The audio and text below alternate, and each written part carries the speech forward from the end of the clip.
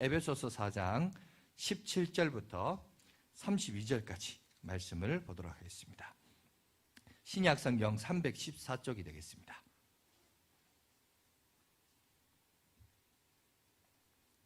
에베소서 4장 17절부터 우리 끝까지 32절까지 말씀입니다. 4장 17절 말씀 보겠습니다. 그러므로 내가 이것을 말하며 주 안에서 증언하노니 이제부터 너희는 이방인이 그 마음에 허망한 것으로 행함같이 행하지 말라. 그들의 총명이 어두워지고 그들 가운데 있는 무지함과 그들의 마음이 굳어짐으로 말미암아 하나님의 생명에서 떠나 있도다. 그들이 감각 없는 자가 되어 자신을 방탕하게 방임하며 모든 더러운 것을 욕심으로 행하되 오직 너희는 그리스도를 그와 같이 배우지 아니하였느니라. 진리가 예수 안에 있는 것 같이 너희가 참으로 그에게서 듣고 또한 그 안에서 가르침을 받을진대 너희는 유혹의 욕심을 따라 썩어져가는 구습을 따르는 옛사람을 벗어버리고 오직 너희의 심령이 새롭게 되어 하나님을 따라 의와 진리의 거룩함으로 지으심을 받은 새 사람을 입으라. 그런즉 거짓을 버리고 각각 그 이웃과 더불어 참된 것을 말하라. 이는 우리가 서로 지체가 됨이라. 분을 내어도 죄를 짓지 말며 해가 지도록 분을 품지 말고 마귀에게 틈을 주지 말라. 도둑질하는 자는 다시 도둑질하지 말고 돌이켜 가난한 자에게 구제할 수 있도록 자기 손으로 수고하여 선한 일을 하라. 무릇 더러운 말은 너희 입 밖에도 내지 말고 오직 덕을 세우는 데 소용하는 대로 선한 말을 하여 듣는 자들에게 은혜를 끼치게 하라. 하나님의 성령을 근심하게 하지 말라. 그 안에서 너희가 구원의 날까지 인치심을 받았느니라. 너희는 모든 악독과 노함과 분냄과 떠드는 것과 비방하는 것을 모든 악에 함께 버리고 서로 친절하게 하며 불쌍히 여기며 서로 용서하기를 하나님이 그리스도 안에서 너희를 용서하심 같이 하라. 아멘.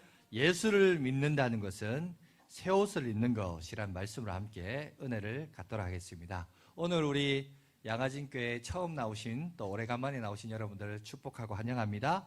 이번에 이 첫걸음이 그냥 한번 오고 마는 마침의 걸음이 아니라 이 첫걸음이 이제 시작이 되어서 여러분이 신앙생활하는 첫 출발의 걸음이 되시기를 간절히 바라겠습니다.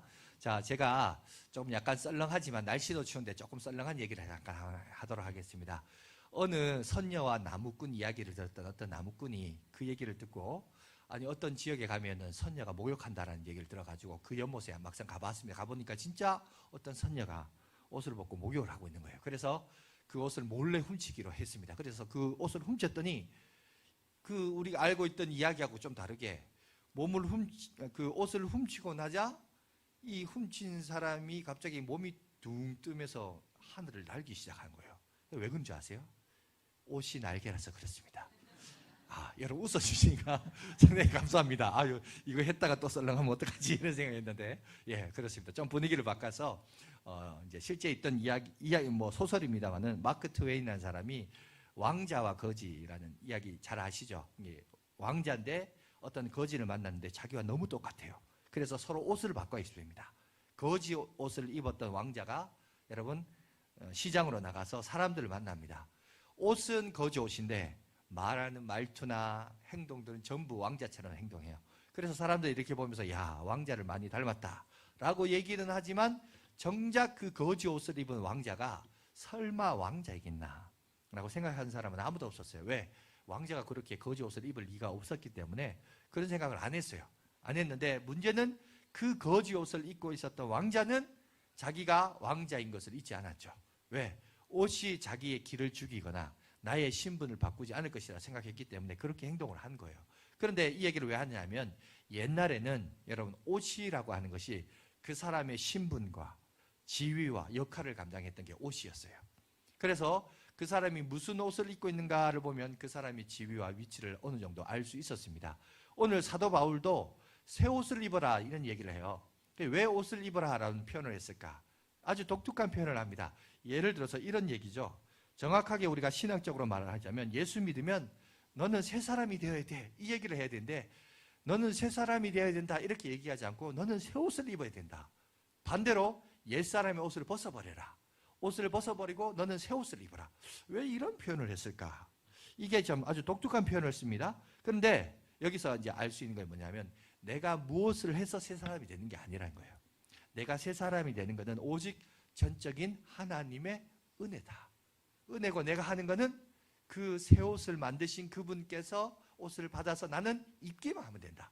입는 역할은 내 역할이고 새 옷을 만들어 주시고 주시는 역할은 하나님의 역할이다. 오늘 사도 바울은 이렇게 구분을 짓고 우리 가운데 얘기하고 있는 것을 보게 됩니다. 그래서 왜 바울이 이런 얘기를 했을까? 왜 옷에 대한 얘기를 했을까를 우리가 이제 생각해 보면서 자, 우리가 그러면 이게 성경적으로 한번 되돌아가 봅시다. 뭐 옛날 한 옛날에 선녀 이야기 할 게 아니라 실제적으로 성경에서 말하는 옷에 대한 기원은 뭔가? 이걸 좀 생각을 해볼 필요가 있는데 옷에 대한 기원은 원래는 하나님 앞에 지음받은 인간은요 벌거벗은 상태였어요. 벌거벗었으나 부끄러워하지 아니하는 상태가 사실 우리 인간의 모습이었어요. 그런데 선악을 알게 하는 나무를 먹고 나서 그들이 벌거벗음을 알고 그래서 어떻게 했냐? 나뭇잎으로 엮여가지고 자기 몸을 가리기 시작한 거예요. 그러니까 옷에 대한 기원은 이겁니다. 자기의 행동과 자기들이 했던 짓이 부끄러워서 뭔가를 자꾸 가린 게 그게 옷이 나오게 된 기원이었습니다. 그리고 그런 모습을 보고 있던 하나님께서 이 나뭇잎 옷은 품질이 안 좋잖아요. 자꾸 시간이 지나면 건조하고 마르고 떨어지고 건조하고 마르고 떨어지니까 그 모습을 보기가 너무 안타까웠는지 하나님이 뭘 만들어주냐? 가죽옷을 지어 입으셨어요. Made in God. 하나님이 만들어주신 첫 번째 제품이 바로 옷이에요. 근데 그 옷이 어디에 나오냐? 창세기에 나옵니다.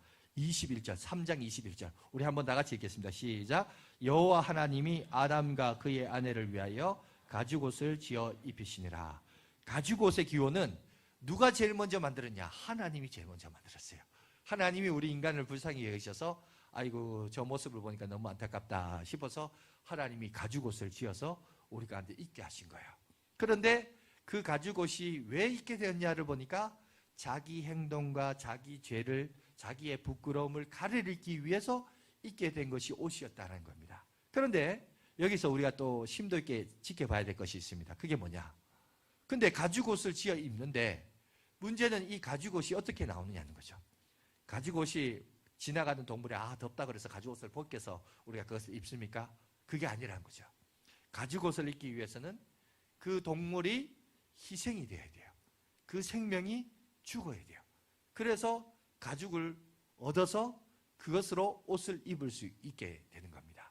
다시 말해서 사람이 자기 죄를 가리기 위해서 자기 죄를 숨기기 위해서 필요한 가죽옷이 얻기 위해서는 어떻게 되냐? 동물이 희생되어야 되겠습니다. 그래서 옷을 지어 입었습니다. 신학적으로 죄를 가리게 된 거예요. 그러니까 죄를 가리기 위해서는 동물의 희생이 있어야 됐습니다. 그런데 문제는 뭐냐? 그런 게 있군요가 아니라 그게 이제 나중에 가서 그 동물의 실제가 드러납니다. 그 동물이 누구를 말하느냐? 누구를 예표하느냐? 신약에 가보면 갈라디아서 여러분 3장 27절 우리 다 같이 한번 읽겠습니다. 시작. 누구든지 그리스도와 합하기 위하여 세례를 받은 자는 그리스도로 옷 입었느니라. 보니까 그 동물을 상징하는 바가 누구냐? 바로 예수 그리스도시구나. 이거를 우리가 알게 되는 거죠. 그러니까 예수 그리스도라는 옷을 우리가 오늘 예수 믿는 사람들은 그 옷을 입었어요. 그럼 예수 그리스도의 옷은 무슨 옷이냐? 예수님께서 만드신 옷은 뭐냐? 이겁니다. 지금으로부터 2000년 전에 인간의 몸으로 입고 오셨어요. 그리고 그분이 우리를 죄를 위하여 아까도 말했지만 동물이 희생으로 말미암아 가죽옷을 우리가 입은 것처럼 예수님이 우리의 죄를 위하여 우리가 잘 알듯이 십자가에서 죽으셨습니다. 십자가에 죽은 것으로 끝나는 게 아니에요. 그 십자가에서 죽으신 그분이 3일 만에 다시 살아났어요. 그래서 여러분 달력을 보시면 달력을 볼 때 우리는 보통 요일을 말할 때 월화수목금토일 이렇게 얘기하잖아요. 근데 그게 아니고 달력을 정확하게 보세요. 자세히 보면 일요일이 제일 앞에 나와요. 일, 월화수목금토가 돼요. 원래는 첫째 날이 일요일이었어요. 그래서 마지막 날 쉬는 날은 토요일이 여러분 쉬는 날이었어요. 구약에 그걸 안식일이라고 합니다. 여러분 구약의 유대교를 믿는 사람이나 그리고 이슬람을 믿는 사람은 토요일이 안식일이어서 그날이 빨간 날로 그들은 쉽니다. 그들의 문화는 아직까지 정통적인 문화를 가르치기 때문에 안식일이 토요일이에요. 그런데 오늘날 왜 많은 사람들이 일요일이 빨간 날이 되느냐? 왜냐하면 예수님이요 잡히셨는데 우리를 위하여 십자가에 죽기 위하여 금요일 날 잡히셨어요. 그리고 십자가에 못 박혀 돌아가신 날이 금요일이에요. 그리고 그분께서 돌아가시고 3일 만에 부활하셨습니다. 금요일 날 돌아가셨죠. 토요일이 있죠. 그리고 셋째 날인 일요일 아침에 예수님이 죽은 자 가운데서 부활하신 거예요. 할렐루야. 그래서 교회가 그날을 기념해서 토요일이 쉬는 날이 아니라 일요일 날이 쉬는 날로 정하자. 그날 나와서 하나님 앞에 예배드리자. 하나님 앞에 영광 돌리자. 그래서 여러분 우리가 그날이 예배드리는 날로 정해진 거예요. 물론 예수 안 믿는 사람은 산으로 들러 해외로 여행 가고 놀러 가지만 우리는 예수 믿는 우리는 그날이 우리가 열심히 일하는 것들을 내려놓고 교회에 나와서 예배를 드리게 된 기원이 된 것입니다. 그래서 여러분 왜 일요일이 빨간 날이 되는지 여러분들이 잘 기억하시기 바랍니다. 그래서 예수님이 마치 그 일을 하시면서 우리를 위하여 죽으신 게 중요한 게 아니라 죽으셨으나 3일 만에 뭐 하신 거예요? 다시 사신 거예요. 예수 믿는 우리도 그런 거예요. 이 세상을 살다가 우리도 죽어요. 세상에 어떤 유명한 의사나 어떤 유명한 책도 사람이 왜 죽습니까? 라고 얘기할 때 왜라는 질문에 대답한 책은 아무도 없어요. 위인도 없어요. 왜 죽어가는지의 과정 세포가 뭐 노화가 되고 뭐 이렇게 그죠? 그렇게 뼈가 굳고 이런 식으로 설명은 해도 왜라는 질문에 대답하는 책은 없습니다. 유일하게 성경밖에 없어요. 성경 얘기합니다. 인간은 죄의 삭은 사망이다. 죄 때문에 죽는다라고 해요. 죄 때문에 죽는다고 유일하게 성경은 얘기해요. 근데 그 죄와 사망의 법에서 해결할 수 있는 방법이 있다라고 해요. 그게 뭐냐? 예수님이 날 위하여 2000년 전에 오셨고 그분이 나의 죄 때문에 십자가에 못 박혀 돌아가셨으며 3일 만에 그분이 다시 산 것을 내가 믿으면 돼요.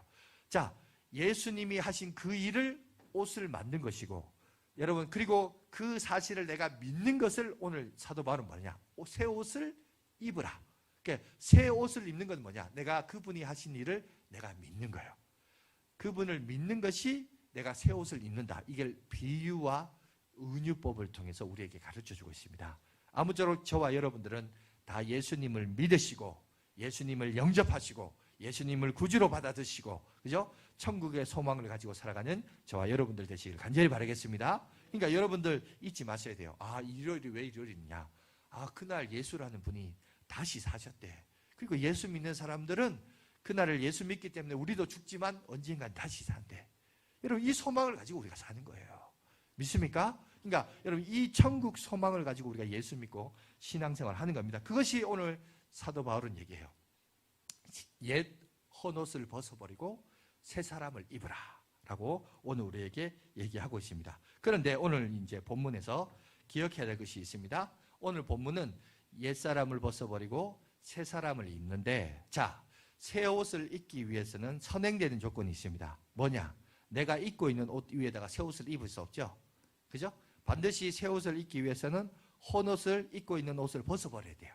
그래서 헌옷을 벗어버리는 행위가 오늘 17절, 18절, 19절에 소개되어 있습니다. 17절이 옷을 벗어버려라. 예수 믿었으면 신앙생활을 하면 옛 옷을 벗어버리고 옛 사람을 벗어버리고 새 옷을 입어라. 그러면서 18절, 19절에 뭘 얘기하느냐? 헌옷을 입은 사람의 특징을 말해요. 총명이 어두워지고 무지하고 마음이 굳어져 있고 감각 없는 자처럼 되어 있고 방탕함에 방인하고 욕심대로 행하는 그런 모습들이 이 옛날에 본능대로 행하는 모습들이 있다라는 거예요. 그런데 그런 것들을 벗어버리고 이제 새 옷을 입어라 라고 얘기합니다. 우리가 신앙생활을 하면서 이제 이 세상을 살다 보면 우리가 이런 생각을 많이 해요. 총명이 어두워졌다. 이게 왜 그러냐면 저희가 이제 새벽마다 욥기서를 묵상하고 있습니다. 여러분 우리가 욥기서를 이렇게 묵상해 보면 신기한 게 있어요. 욥이 사실은 당대의 부자요 의인으로서 유명한 사람이었습니다. 고대 근동아시아에서 유명했던 부자였는데 이 사람이요 큰아들 생일에 큰 시험을 당해요. 무슨 시험을 당하냐? 자기가 가지고 있던 모든 재산이 갈대아 사람들이 쳐들어와서 다 빼앗아 가버려요. 그리고 또 다른 종이 왔는데 갑자기 집안이 무너져서 모든 7 아들들이 자식들이 다 죽게 돼요. 하루아침에 여러분 재산 잃어, 자식 잃어. 그 다음에 또 무슨 문제냐? 자기 몸에 병이 나가지고 개가 지나가면서 그 병든 데를 핥아 먹는, 여러분 그런 고통을 당해요. 그러면 옆에 있는 아내가 아이고 불쌍해라 안아주고, 그죠? 오늘 그 연인 드라마가 그렇게 유명하다는데 힘들면 안아줘야지 이렇게 안아줄 줄 알았는데 아내는 뭐라고 하냐? 아유 하나님 저주하고 죽어라 이렇게 얘기하고 도망가 버린 거예요. 그러니까 욥이 얼마나 외롭게 홀라 있습니까? 그 소식을 들은 친구들이 위로하려고 3명의 친구가 왔어요. 근데 3명의 친구라가 위로하면서 온다고 하면서 와서 한다는 소리가 뭐냐? 이 얘기하는 거야. 네가 죄가 있어서 그래. 네가 우리가 알지 못하는 죄를 지어서 네가 그렇게 하나님 앞에 벌 받는 거야. 여러분 우리도 사실 보세요. 이게 4,000년 전의 이야기인데 우리도 그렇잖아요. 내가 아는 지인이 어려움을 당했다, 시험 당했다, 힘들다 그러면 보통 뭐 해요? 아이 저거 뭐 죄가 있을 거야, 뭐 잘못했을 거야. 그러니까 저라지 저 모양 저 꼬라지 뭐 이렇게 얘기하잖아요. 물론 대놓고는 얘기는 안 하지만, 근데 욥의 친구들은 그냥 당사자 앞에서 그렇게 얘기하는 거예요. 그런데 욥은 자기가 이런 고통을 당할 만큼 내가 죄를 짓지 않았다라고 막 논쟁을 벌여요. 그 논쟁이 4,000년 전부터 있었습니다. 그리고 나중에 가서 하나님께서 그의 삶을 회복시켜 주세요. 또 은혜로 주시고 하시지만 중요한 것은 뭐냐면 그게 4,000년 전에 논쟁했던 논쟁이 오늘날 보세요. 우리들도 또 그렇게 생각하거든요. 그러니까 총명이 어둡다는 말은 뭐냐? 4,000년 전에도 그 생각 가졌고 이 인류 문명이 발전하고 뭐 하루아침에 지구 반대편에 날아갈 수 있는 여러분 그런 기술과 문명이 발전해도 이 세상을 살아갈 때 사람을 이해하는 데 있어서 그런 식으로 4,000년 전이나 지금이나 별반 차이가 없어요. 하나님이 그 인생을 향하신 오묘하신 진리와 어떤 계획을 갖고 계시며 어떤 주권으로 역사하신가, 이거에 대해서는 전혀 무지한 채, 무식한 채 그냥 네가 죄가 있으니까 하나님이 벌하신 거 아니냐고 이렇게 쉽게 생각하는 우리의 어리석음이 사실이 있어요. 예수 안 믿는 사람은 거의 그런 생각에 지배적이에요. 그러나 예수 믿는 사람은 그런 생각을 하면 안 된다는 것을 가르쳐 주려고 욥기서를 통해서 우리에게 말씀하고 있습니다. 오늘 저와 여러분들도 주를 믿는 자에게는 총명함과 지혜가 있습니다. 하나님께서 그런 인생이 그렇게 살다가 끝나는 게 아니라 그런 인생을 통해서 뭔가 하나님이 던지고자 하시는 메시지가 있는 거예요. 거기 그렇게 살다 죽으라는 게 아니라 그렇게 삶을 통해서 사망의 음침한 골짜기를 경험함으로 통해서 다시 한번 새롭게 하시는 은혜가 있는 거예요. 이 세상도 보세요. 의인이 고통당해요. 원인 없이 희생을 당해요. 여러분 이스라엘과 하마스의 전쟁, 여러분 러시아와 우크라이나의 전쟁, 여러분 거기 가운데 피해 입은 사람들, 그걸로 인하여 죽은 사람들, 여러분 우리가 어떻게 해석할까요? 다 죄를 지어서 죄 때문에 망한 겁니까? 여러분 그렇게 해석할 수 없잖아요. 우리가 어떤 인생에 대해서 어떤 삶에 대해서 평가할 때 함부로 그렇게 말하거나 평가할 수 없어요. 우리가 그것들도 하나님의 섭리와 주권적인 질문을 가지고서 하나님 앞에 음을 던지면서 살아가야 될 필요가 있습니다. 자, 오늘 에베소서도 그 얘기를 합니다. 하나님 앞에 부르심 받은 사람은 세상에서 어떻게 사느냐. 에베소서 4장을 통해서 전체적인 3가지 주제를 얘기하고 있는데, 아니 언제 저를 계속 비춰주세요. 미리 가지 마시고 3가지가 뭐냐. 성령이 하나되게 하신 것을 힘써 지켜라. 이걸 교회의 하나됨을 얘기하고 있고요. 2번째는 뭐냐. 하나님이 여러분들에게 주신 은사가 있다는 겁니다. 그 은사로 교회 공동체를 섬겨라. 오늘 우리 찬양도 은사로 섬기죠. 여러분 이제 마치고 나가보세요. 아주 맛깔난 밥도 맛있게 준비했습니다. 여러분 이것도 은사인 거예요. 그죠? 이런 것들 하고 선물도 준비했습니다. 그래서 여러분 우리가 가진 은사를 활용해서 공동체를 섬기는 데 사용해라는 거예요. 그리고 3번째가 뭐냐. 우리 오늘 본문이에요. 옛사람을 벗어버리고 새 사람을 입으라 라고 하고 있는데, 그럼 도대체 새 사람을 입는 자라는 게 무슨 특징이 있느냐. 이걸 이제 3가지로 얘기하고 있거든요. 그게 뭐냐. 첫 번째, 우리의 인격이 바뀐다고 해요. 사람의 됨됨이라고 그러죠. 예수 믿는 사람이 인격이 바뀌는데, 인격이 바뀌는 데 있어서의 첫 번째 출발점이 뭐냐. 혀입니다. 말이에요. 말, 언어. 여러분 우리가 우리 자신을 한번 돌아봐야 돼요. 내가 말이 바뀌고 언어가 바뀌냐. 그럼 그 사람은 성숙한 사람이에요. 여전히 말이 안 바뀌고 그죠? 욕하고 저주하고 원망하고, 그럼 아직까지 내가 신앙이 성숙하지 못한 거예요. 근데 예수를 믿으면 이방인과 같이 되지 아니하고 우리가 변화됐는데 제일 먼저 바뀌는 게 뭐냐? 혀의 변화예요. 우리가 방언 기도 이렇게 하는데 방언이 뭐예요? 왜 하나님이 방언을 통해서 우리에게 너의 입술의 변화를 경험하라는 거예요. 너의 말이 바뀌라는 겁니다. 여러분, 우리가 속담에로 그런 말 있죠. 10길 물속은 알아도 한 길 사람의 속은 모른다. 이런 우리 속담이 있습니다. 그런데 여러분, 아닙니다. 사람의 한 길 속의 마음을 알 수 있어요. 그 방법이 뭔지 아세요? 그 사람의 말을 들어보면 돼요. 그 사람이 무슨 말로 주제를 말하느냐, 그 사람이 어디에 관심이 있냐. 간단해. 그 사람이 말하는 게 그 사람의 관심사예요. 그죠? 그 사람이 말하는 수준이 그 사람의 수준인 겁니다. 그러니까 인격과 말은 항상 관련되어 있습니다. 그래서 오늘 우리가 읽은 본문에도 보면, 그죠? 말에 대한 언급이 많이 나왔어요. 그게 결국 뭐냐? 너의 인격과 됨됨이를 말해요. 예수 믿으면 제일 먼저 바뀌는 것이 이런 언어적인 변화, 이것이 있어야 됨을 오늘 우리 가운데 얘기하고 있습니다. 두 번째가 뭐냐?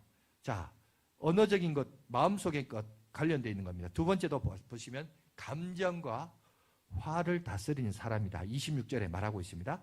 자, 분을 품어도 죄짓지 말라라고 해요. 우리는 한국 사람은 이게 이해가 안 됩니다. 보통 사람들이 죄를 짓는 이유는 화가 나서, 분을 품어서. 그런데 성경은 분을 품는 것과 죄 짓는 것을 두 개를 구분하고 있어요. 화가 나서 죄를 짓는데, 화가 나서 막 힐꼬지하고, 화가 나서 때리고, 화가 나서 도둑질하고, 화가 나서 그저 훔치고, 화가 나서 막 감정에 그래서 막 그런 일이 일어나는데, 성경은 화가 나는 것과 분을 품는 것과 죄 짓는 것을 구분해서 성경은 얘기하고 있습니다. 왜? 예수님도 이 땅에 올 때 의분이 있었어요. 화가 났어요. 그죠? 종교 지도자를 향하여, 그때 당시 지도층을 향하여 하나님께서, 예수님이 화를 냈어요. 화를 내는 게, 분을 품는 게 죄를 짓는 건 아니에요. 그러나 이 분을 품는다라고 할 때 이 화라고 하는 것은 마음속에 삭히고 내 속에 그대로 두면요, 어떻게 되는 줄 아세요? 사탄이 틈을 타서, 오늘 본문에도 있잖아요. 사탄이 틈을 타서 우리를 넘어뜨리게 해요. 그 예가 어디에 나오냐? 출애굽기에 보면 파라오, 이집트의 애굽이죠. 성경에는 애굽이라고 말하는데 이집트의 왕인 파라오, 이 파라오가, 자, 모세가 갑자기 등장해서 우리 이스라엘 백성들을 풀어주세요. 아니, 거죽대기 옷을 입고 찾아온 한 사람이 노예였던 이스라엘 백성을 풀어달라고 그러면 왕이 풀어주겠어요? 안 풀어주죠. 그래서 뭐냐? 10가지 재앙이 임합니다. 피개입, 악도금의 흑작, 강물이 피가 돼요. 그 다음에 개구리가 막 나와요. 파리가 나와요. 이가 생겨요. 막 여러 가지 재앙이 일어납니다. 그때 성경에 보면 바로의 마음이 완강했다 그랬어요. 왜? 막 재앙이 임하니까 놀래가지고 모세를 불러가지고 이 재앙 빨리 물러나가게 하라. 그러면 물러나가게 해요. 물러나가게 하면 바로의 마음이 완강해져요. 교만해져서 풀어주려고 해도 안 풀어져요. 안 풀어주고 하다가 나중에 8번째 가면 성경에 보면 메뚜기 재앙이 있습니다. 메뚜기 재앙이, 우리가 메뚜기 볼 때 그게 뭐 재앙이냐 하지만 여러분 잘 알죠? 메뚜기도요, 밀집 용도가 이렇게 많아지면 그게 색깔이 황갈색으로 바뀝니다. 그러면서 아주 무섭게 바뀐다고요. 공격성으로 바뀌면서 이게 흔히 황충이라고 합니다. 황충. 그래서 있는 걸, 여기 지금 있는데 각종 과일과 열매들인데 이걸 다 깎아 먹어요. 무서운 존재입니다. 그런데 여러분, 그렇게 확 바뀌는데 그때 보면 성경에 뭐라고 하냐? 하나님이 바로의 마음을 완강하게 하사, 이 말이 나와요. 이 말을 정확하게 말하자면 거기서 출애굽기는 뭐냐? 하나님의 주권적인 섭리를 얘기하기 위해서 하나님이 그렇게 하셨다라고 하지만 사실은 실제는 누가 했냐? 마귀가 한 거거든요. 마귀도 하나님이 허락해야 그렇게 하실 수 있습니다. 그러니까 뭐냐면 하나님이 그렇게 하셨다는 게 아니라 하나님의 주권을 얘기한 거예요. 근데 그게 왜 그렇게 됐냐? 속에 분노를 품기 때문에 그래요. 성경에도 말합니다. 분을 풀 때 하루 이상 마음에 분을 품지 말라 그래요. 왠지 아세요? 마음속에 분노를 품으면요, 여러분, 우리가 귀신에 쓰일 수 있습니다. 우리가 들어가게 돼요. 여러분, 중독이라 할 때 중독도 보세요. 술 좋아하는 사람들, 제가 늘 표현하지만 처음에 자기가 술을 먹는데요. 근데 나중에 술 좋아하면 술이 술을 먹는데요. 나중에 뭐라 해요? 술이 나를 먹는다. 처음에는 내가 먹는데 나중에 술이 나를 먹는데요. 여러분, 물가에서 물놀이 해보셨습니까? 저는 어릴 때 농촌에서 살았기 때문에 잘 압니다. 여러분, 물가에서 물놀이 할 때 여러분, 무릎까지는요, 물에 잠기면 내가 내 의지 가지고 마음대로 놀 수 있습니다. 근데 좀 더 깊이 들어가자. 좀 더 깊이 들어가. 나중엔요, 어린아이 같은 경우에는, 아니 뭐 어린이 같은 경우에는 가슴까지 물 차잖아요. 물이 차고 물결이 흐르잖아요. 그러면 내 의지대로 못 움직여요. 목까지 차보세요. 더 이상 못 움직여요. 수영을 할 줄 아는 사람은 다행인데 수영을 할 줄 모르는 사람은 발을 딛고 이렇게 움직이기만 그냥 자기 마음대로 움직이고 싶어서 움직이는 게 아니라 그 물살의 흠에 의해서 그냥 끌려가는 거예요. 그러다가 이제 물에 빠져 죽는 경우들이 많죠. 그러니까 결국 뭐냐면 내가 어디까지 빠지느냐. 내 감정도 그래요. 처음에는요, 물까지 찰 때는 문제가 되지 않아요. 내가 조절할 수 있어요. 근데 그걸 자꾸 품어요. 분노의 분노를 품고 한을 쌓고 그러면 나중에 그 사람이요, 마귀가 거기 틈을 타서 들어와서 마귀가 그때부터 이제 역사예요. 그러면 내 의지를 벗어나는 힘이 나를 이끌어가요. 그래서 성경은 뭘 하냐? 하루 이상 분을 품지 말라 그래요. 분이 나면, 화가 나면 그날로 다 풀어야 돼요. 그거를 두고 보자. 두고 보면 누가 손해인 줄 아세요? 상대자에게 손해된 게 아니라 그게 나한테 손해가 돼요. 그래서 마음 관리가 중요해요. 오늘 성경도 뭐냐? 하나님을 믿는 자, 새 옷을 입는 자에게는 이 감정과 화를 다스릴 줄 아는 자라라고 얘기를 합니다. 세 번째는 뭐냐? 선한 일에 힘쓰는 자다. 남의 것을 도둑질하는 사람이 아니라 내 것을 가지고 선한 일을 베푸는 사람이다. 덕을 행하는 사람이다. 구제하는 사람이다 라고 말합니다. 이런 사람이 어떤 사람이다? 여러분, 하나님의 새 옷을 입은 사람이다 라고 얘기를 합니다. 그러면서 여러분 본문 30절에 무슨 얘기가 하나요? 이 얘기가 나옵니다. 우리 한번 보여주십시오. 다 같이 읽겠습니다. 시작. 하나님의 성령을 근심하게 하지 말라. 그 안에서 너희가 구원의 날까지 인치심을 받았느니라. 오늘 여기 보시면 우리에게 뭘 하냐? 성령님에 대해서 얘기해요. 여러분, 예수를 믿으면요, 무엇을 선물로 받느냐 하면 성령님을 선물로 받습니다. 그런데 이 성령님을 선물로 받을 때 여러분도 오늘 새 가족 오신 분들도 선물을 받습니다. 우리처럼 뭔가 눈에 보이면 좋은데 내가 예수님을 믿겠습니다 라고 말하면 성령님이 뭔가 이렇게 짜잔하고 나타나셔서 딱 받아야 되는데 그런 느낌이 없어요. 느낌이 오든지 뭐 feel을 느끼든지 뭐 좀 이래야 되는데 전혀 그런 게 없어요. 못 느껴요. 그런데 오늘 보면 성령을 선물로 받은 자에게 나타나는 특징이 있어요. 그게 어디에 있냐면 갈라디아서에 보면 이렇게 얘기하고 있습니다. 5장 22절에서 23절 보여주시면 이렇게 얘기하고 있습니다. 우리 다 같이 한번 읽어볼까요? 시작. 오직 성령의 열매는 사랑과 희락과 화평과 오래 참음과 자비와 양성과 충성과 온유와 절제니 이 같은 것을 금지할 법이 없느니라. 예, 맞습니다. 오늘 여기 보면 성령의 9가지 열매에 대해서 얘기를 합니다. 성령의 9가지 열매.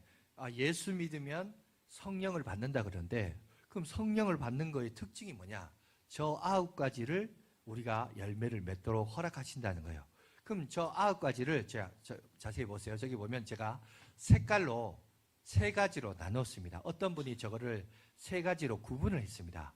어떻게 구분했냐면 저기 약간 이제 저 밑에 그래프에 있는 그죠? 그 표시와 색깔이 비슷한 거 보세요. 자, 마음의 상태. 예수 믿고 성령을 선물로 받은 사람의 마음의 상태는 뭐냐? 저 위에 보면 3가지가 나와요. 사랑과 희락과 화평이라는, 예수 믿으면 그 사람의 마음의 상태에는 사랑이 충만하고 기쁨이 넘치고 마음속에 화평이 있다고 합니다. 자, 그런데 오늘날 우리가 살고 있는 이 시대는 어떤 시대냐? 오늘 본문에도 나와 있지만 뿐만 아니라 자, 우리 17절에도 보면 그 마음에 허망한 것이다 이런 얘기하죠. 허망한 것이 채워져 있지만 오늘날 우리가 살고 있는 이 시대도 무슨 시대다? 허무의 시대, 공허의 시대 이런 얘기를 많이 합니다. 지난주에도 제가 얘기했지만 왜 사람들이 특히 한국 사람들, 종교인이 말한 게 아니에요. 한국 문화를 연구했던 연구자가 이런 얘기해요. 오늘날 한국 사람들은 허무의 시대를 산다는 거예요. 왜 허무하냐? 보니까 그렇대요. 자기는 월급 받아서 보통 250에서 300만 원 받으면 그중에 한 정말 아낀대요. 한 50만 원 정도 쓰고 한 200만 원 이상은 저축한대요. 근데 그렇게 해서 저축해봐야 1년 되면 2천 정도 되고 10년이면 2억이 되고, 그런데 집을 살려면 오세요. 집값 얼마예요? 서울 경기도만 해도 5억 정도 줘야 돼. 좋은 데 살려면 한 5억 줘야 되고 서울 같은 데 가려면 한 10억 넘게 줘야 되잖아요. 그런데 그 돈으로 평생 모아봤자 못 갚아. 그죠? 그러니까 결국 어떻게 하냐? 대출 받아야 돼요. 대출 받아서 이자 갚다가 내 인생 끝나는 거예요. 그러니까 공허하다는 거예요. 뭔가 채워질 줄 알았는데 안 채워진다는 거예요. 그런데 또 어떤 이상한 인간들은 SNS에 뭐 해외여행 가고 뭐 액세서리 어떤 거 비싼 외제차 사고 막 이런 걸 보니까 자기가 이제 열등감을 느껴요. 그러니까 내 마음이 뭐냐? 공허하다는 거예요. 허무하다는 거예요. 근데 여러분 세상적인 기준으로 하면요, 여러분 내 마음이 여러분 채우려고 해도 안 채워져요. 여러분 10억까지면 채워질 줄 아세요? 20억 가진 사람이 부러워져요. 20억 가지면 채워줄 줄 아세요? 100억 가진 자가 부러워지고 100억 가지면 좋아하죠. 조 가진 사람이 부럽고 그래. 사람은 세상적인 걸로 채우면 안 돼요. 근데 오늘 예수 믿는 자에게 주는 성령님이 임하시면 우리를 만드신 하나님께서 우리에게 가장 필요한 게 뭐냐? 성령님이라고 그래요. 왜? 성령님이 내 안에 내주하시면 사랑과 희락과 화평으로 말미암아 충만함을 채워지는 충만을 허락해 주시고요. 두 번째, 자 보세요. 오래 참음과 자비와 양선.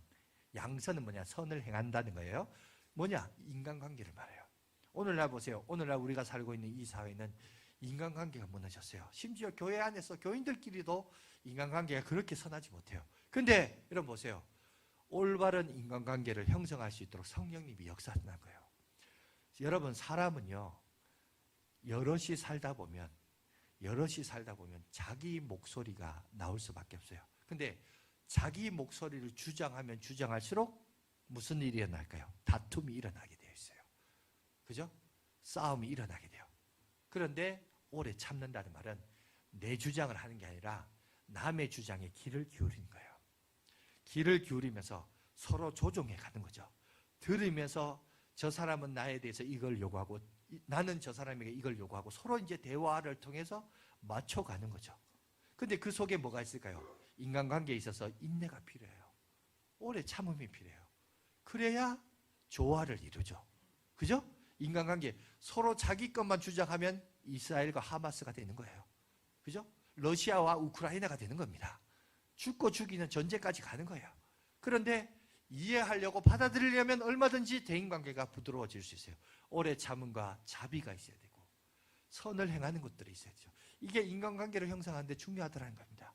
또 세 번째, 나머지 세 번째, 온유와 절제, 그죠? 충성과 온유와 절제입니다. 이거는 그 사람의 자기 행동이에요. 옳은 일을 행하는 행동의 원리, 행동 심리를 얘기합니다. 무슨 말이냐? 여기 보니까 충성은 알겠죠? 어떤 일에서 충성스럽게 하는 거고, 온유는 뭐냐? 온유는 성격이 온유하다라는 말은 참 착하다 이런 뜻이 아닙니다. 온유는 뭐냐? 내가 가지고 있는 힘을, 내가 가지고 있는 정신을 한 곳에 집중한다 이런 뜻이에요.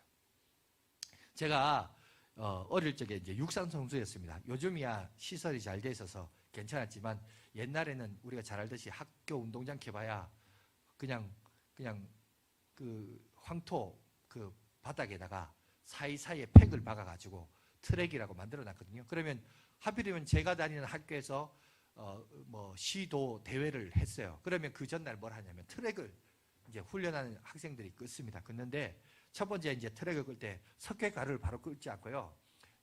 여름철에 날씨 봄철이나 가을철 되면 좀 덥기 때문에 그때 뭘 하냐면 물을 먼저 주전자에 담아가지고 트랙을 먼저 긋습니다.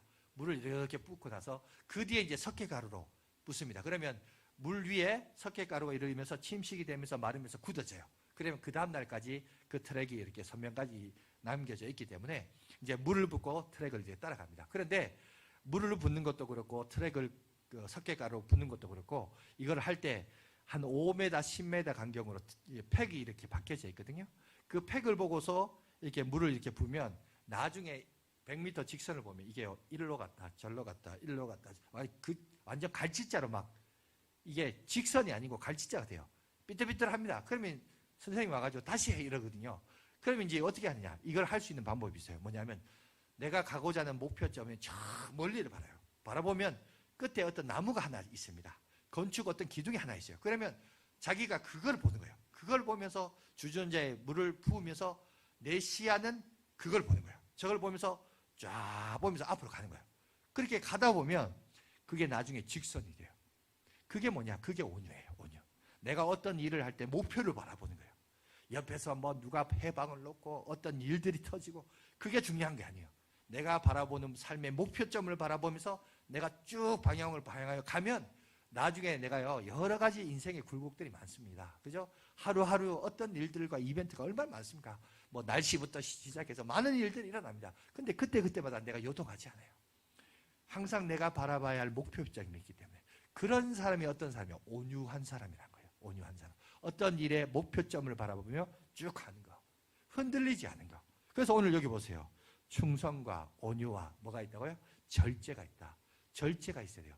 내가 하는 일에 대해서 절제를 해야 돼요. 오늘날 현대인들이 늘 피곤하다 합니다. 왜 피곤한지 아세요? 사람들이 자야 할 시간에 자야 되는데, 저도 한 번씩 그런 습관이 있습니다. 뭐냐? 딱 누우면 눈 감고 자야 되는데, 여러분 뭐 하세요? 딱 누워서 제일 먼저 하는 게 자꾸 핸드폰을 봐요. 영상 한번 보고 막. 여러분 이러면요, 잠을 설쳐요. 그리고 이거 영상을 한번 보잖아요. 보고 나서 딱 누우면 사람은 내가 딱 끄고 눕는다고 딱 자는 게 아니라 잔상이 뇌에서 작동이 된대요. 그게 여러분 10분에서 1시간까지 작동이 된다고 합니다. 사람마다 다소 차이가 있지만, 그러니까 그때까지 잠을 못 자는 거예요. 그러다가 그러니까 결국 뭐세요? 누워 있지만 1시간 이상을 잠 못 자다가 깨어나니까 피곤하죠. 그러니까 피곤하다는 거예요. 여러분 끊을 때는 끊어야 돼요. 쓸데없는 시간이잖아요. 사실 이거 뭐 본들 내게 무슨 유익이세요? 그냥 알람만 딱 맞추고 끄면 되는데 자꾸 누워가지고 뭐 뭔 일 없나, 친구 SNS에 뭐 어디 갔다 왔니, 해외 그거 보면서 부러워하면서 나는 언제 졌는데 가보나, 이런 생각하다가 세월 보내는 거예요. 그런 쓸데없는 거를 절제해야 돼요. 성령을 가진 사람은 여러분 버려야 할 것은 버리고 잘 시간은 자야 되는 거예요. 푹 자야 그 다음날 일어나서 에너지를 발휘하죠. 이거는 잘 시간에는 못 자고 늦게 일어나고 일어나도 헬렐거리고 제정신 아니고 이런 게 많아요. 그러니까 오늘날 보면 끊어야 할 땐 끊어야 되고 절제할 것은 절제하고 에너지를 쏟을 땐 쏟고, 이런 지혜가 필요합니다. 그게 바로 성령을 가진 자의 특징이라고 합니다. 그런데 이거를 주제를 파악을 못하다 보니까 사람들이 어떻게 합니까? 자꾸 중독에 빠지고 잘못된 행동에 빠지고 이렇습니다. 오늘 예수 믿는 사람들은 오늘 하나님이 우리에게 성령을 선물로 준다고 합니다. 그것이 우리가 새 옷을 입는 것이다 라고 오늘 사도 바울은 말해요. 이 얘기를 왜 하느냐? 이렇게 해야 사람이 여러분 온전한 사람이 되어서 하나님께서 우리의 삶을 더 풍성하고 의미 있고 채워지고 만족감이 있고 영광을 돌리게 하고 기쁨이 있고 평화가 있고 화평이 있고, 아멘 할 때까지 할까요? 은혜가 있대로 하나님께서 하도록 하시기 위해서 우리 가운데 역사하신다는 겁니다. 아무쪼록 여러분 예수 믿고 신앙생활 하면서 첫 번째, 여러분 새 옷을 입어야 됩니다. 새 옷을 입는데 그 입는다는 말이 뭐냐? 첫 번째, 헌옷을 벗어버려라. 옛사람을 벗어버려라. 여전히 여러분 교회 다니고 신앙생활 하시는 분들 중에도 옛사람의 습성들이 있습니다. 여러분 그거 벗어야 돼요. 벗어야 뭘 입죠? 새 옷을 입을 수 있습니다. 내가 벗어야 될 것이 뭔가, 그리고 내가 입어야 할 새 옷은 뭔가, 여러분 자신을 잘 돌아보면서 하나님의 사람들이 되시고 하나님의 축복을 누리시기 바라고 믿음 안에서 승리하는 저와 여러분들 되시기를 간절히 바라겠습니다.